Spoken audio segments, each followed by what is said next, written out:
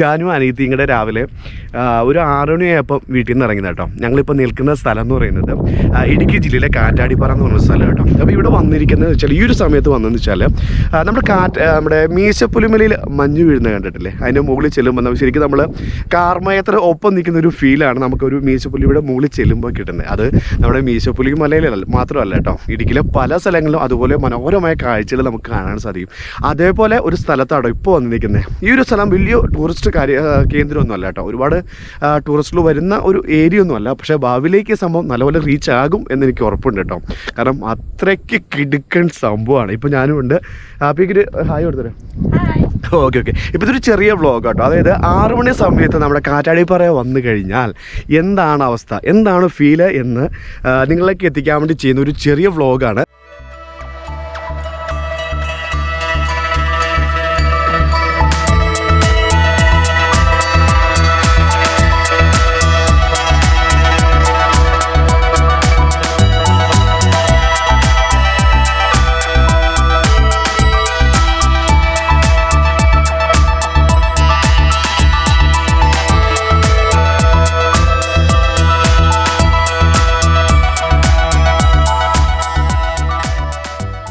മീശപ്പുലിമല കയറുമ്പം എന്താണോ, അതായത് അവിടെ കയറുമ്പോൾ നമുക്ക് കാർമേഘത്തെ തൊട്ട് നിൽക്കുന്ന ഒരു ഫീലല്ലേ, അതേ ഫീൽ നമുക്ക് ഇവിടെ ലഭിക്കും. ഇത് നോക്കിക്കോ, അവിടെ തൊട്ട് ഇങ്ങനെ കിടക്കുവാണ്. ഇത് നോക്കിയോ, ഫുള്ള് കോടമഞ്ഞും കൊണ്ട് ഇങ്ങനെ ഈ ഏരിയ ഫുള്ള് കിടക്കുവാണ്. ആ ഒരു മനോഹരമായ ആ ഒരു കാഴ്ച നിങ്ങളിലേക്ക് എത്തിക്കാൻ വേണ്ടി കേട്ടോ നമ്മളിവിടെ വന്നേ.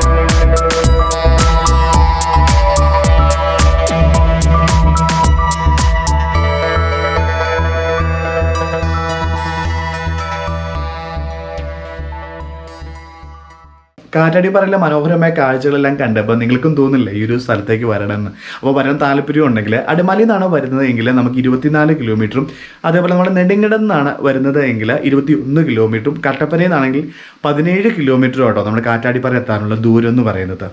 ഓക്കെ, പീക്കിരി ഇവിടെ എന്തോ പൂവുണ്ട്. ഇത് എന്ത് പൂവാ പീക്കിരി? ഇത് പീക്കിരിക്ക് എന്തോ പൂ കിട്ടിട്ടോ, മണമുണ്ടോ നോക്കട്ടെ. വേണേ നമുക്ക് തള്ളാം. നമ്മുടെ കാറ്റാടിപ്പാറയിൽ മാത്രമായിട്ട് കണ്ടുവരുന്ന അപൂർവ ഇനം പുഷ്പമാണെന്നൊക്കെ വേണമെന്ന് തള്ളിയാലോ? വേണ്ടല്ലേ. അതുപോലെ തന്നെ ഈ ഒരു കാറ്റാടിപ്പാറയുടെ ഒരു പ്രത്യേകത എന്ന് പറഞ്ഞാൽ, കാറ്റാടിപ്പാറ എന്ന് പേര് കിട്ടാൻ കാരണം എന്ന് പറഞ്ഞാൽ എപ്പോഴും ഒരു 24 മണിക്കൂർ നമുക്കിവിടെ കാറ്റ് വീശുന്ന ഒരു സ്ഥലം കേട്ടോ. അതുകൊണ്ടാണെന്ന് തോന്നുന്നു ഈ ഒരു സ്ഥലത്ത് കാറ്റാടിപ്പാറ എന്ന് പേര് വരാൻ കാരണം കേട്ടോ. അത് റോഡാണ്. അത് ആ താഴെ നിങ്ങൾക്ക് ചെറിയൊരു വഴി കാണാൻ സാധിക്കുന്നുണ്ടെന്ന് എനിക്ക് തോന്നുന്നു കേട്ടോ. അത് നമ്മുടെ ഇടുക്കിയിലെ ചെമ്പകപ്പാറയ്ക്ക് പോയ വഴി കേട്ടോ. ചെമ്പകപ്പാറയിൽ നിന്ന് അവിടെ നമുക്ക് മുരിക്കാശ്ശേരിക്ക് പോകാം. അതുപോലെ തന്നെ അവിടെ നമുക്ക് അടിമാലിലേക്ക്, ചിന്നാറ് വഴി അടിമാലിലേക്ക് കിടക്കാനുള്ള സൗകര്യമൊക്കെ നമുക്ക് ആ ഒരു വഴിക്കുണ്ട് കേട്ടോ.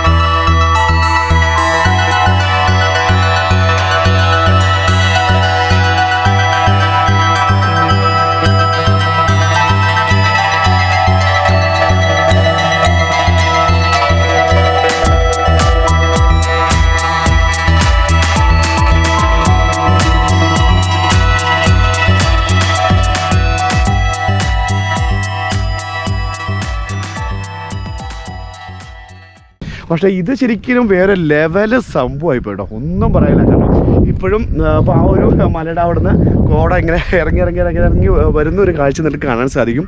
അതുപോലെ നമുക്കതേ ഉദയം കാണാൻ സാധിക്കും. അതുപോലെ നമുക്ക് സൂര്യാസ്തമയം കാണാൻ സാധിക്കും. എല്ലാം കൂടെ ഒത്തിണങ്ങിയ നല്ല അടിപൊളി സ്ഥലം കേട്ടോ. അതുപോലെ നമുക്ക് ടെൻ്റ് അടിക്കണമെങ്കിൽ ഇവിടെ നമുക്ക് കുറച്ച് നിരപ്പായ പ്രദേശമുണ്ട് കേട്ടോ. അപ്പോൾ ടെൻ്റ് അടിച്ച് ഒരു ദിവസം താമസിക്കാനാണേലും ഒരു രക്ഷയില്ല, സെറ്റ് കേട്ടോ.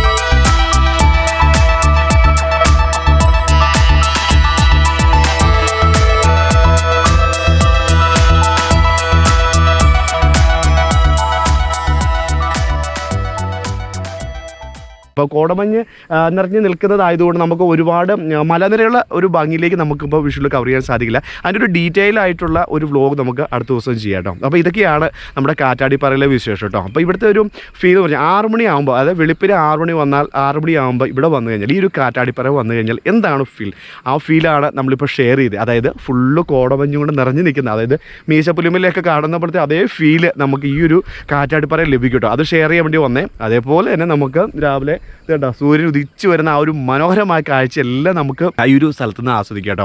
ഈ സ്ഥലത്തിൻ്റെ ലൊക്കേഷൻ ഞാൻ ഡിസ്ക്രിപ്ഷനിൽ ആഡ് ചെയ്യാം കേട്ടോ. അതനുസരിച്ച് നിങ്ങൾ വന്നാൽ മതി. വരുവാണെങ്കിൽ മറക്കരുത് 6 മണിക്ക് വരണം. പറ്റുമെങ്കിൽ ഒരു ഫ്ലാസ്കിൽ കുറച്ച് കട്ടൻ കാപ്പി എടുത്തു, കട്ടൻ കാപ്പിയൊക്കെ കുടിച്ച് നമ്മുടെ ഈ ഒരു പ്രകൃതി ഭംഗിയൊക്കെ ആസ്വദിച്ച് ഇവിടെ ഇരിക്കുക എന്ന് പറയുന്നത് വേറെ ലെവൽ ഫീലാട്ടോ, ഒന്നും പറയാനില്ല.